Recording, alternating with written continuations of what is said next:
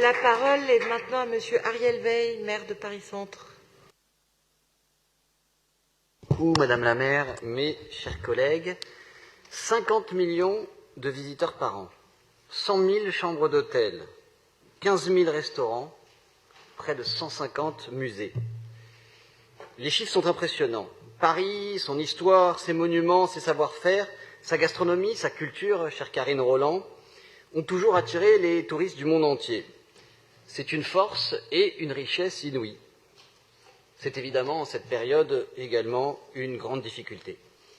La crise est plus dure encore pour les commerces qui dépendent largement du tourisme, dans les quartiers où les visiteurs sont d'ordinaire plus nombreux que les habitants.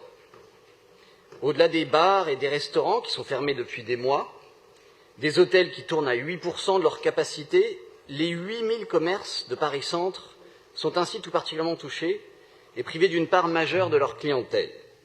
Notre territoire compte effectivement 20% des commerces de Paris, et qui plus est des commerces qui sont pour partie très dépendants du tourisme.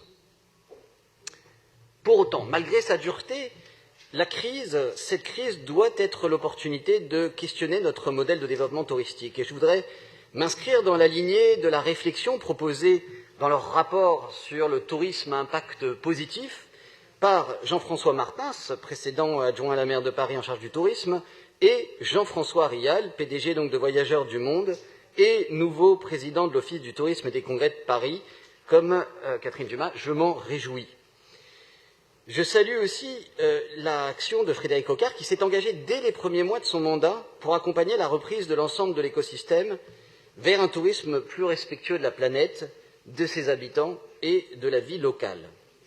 L'Office du tourisme a été, il va l'être d'autant plus, aujourd'hui, le bras armé de cette politique de soutien et d'accompagnement de l'ensemble du secteur pour faire émerger des offres innovantes et écologiquement exemplaires, en offrant des services qui profitent autant aux visiteurs qu'aux habitants. Stratégie zéro plastique, transport non polluant, sur route comme sur eau, accessibilité universelle, bref, des nombreuses choses sont à inventer. Alors, outre la mobilisation financière, avec un plan de relance tout de même de 200 millions d'euros à destination des acteurs les plus touchés, le commerce et la culture, et 10 millions d'euros pour un plan de soutien spécifique au secteur touristique, eh bien nous avons travaillé main dans la main avec l'Office du tourisme pour concevoir ensemble une campagne de communication qui mette en valeur la diversité de l'offre parisienne. Alors, monsieur l'adjoint à la maire de Paris, cher Frédéric Coquart, tu as également lancé récemment les assises du tourisme durable avec des dizaines d'acteurs engagés. Nous en avons parlé il y a un instant. Je profite donc de cette délibération pour saluer tous les professionnels du secteur, et particulièrement ceux que je rencontre régulièrement sur notre territoire, et dire que nous sommes, nous aussi, comme Madame Dumas, très heureux de l'implantation prochaine de l'OTCP à Paris-Centre, rue de Beaubourg, au cœur, en effet, d'un des quartiers les plus touristiques de Paris, sinon du monde. Et quant à la mairie du Premier, vous avez dit qu'elle n'avait pas de destination durable, mais je suis obligé de vous corriger puisque nous en avons discuté amplement au dernier Conseil de Paris, nous le referons. Elle a pour vocation d'accueillir désormais la maison de la jeunesse.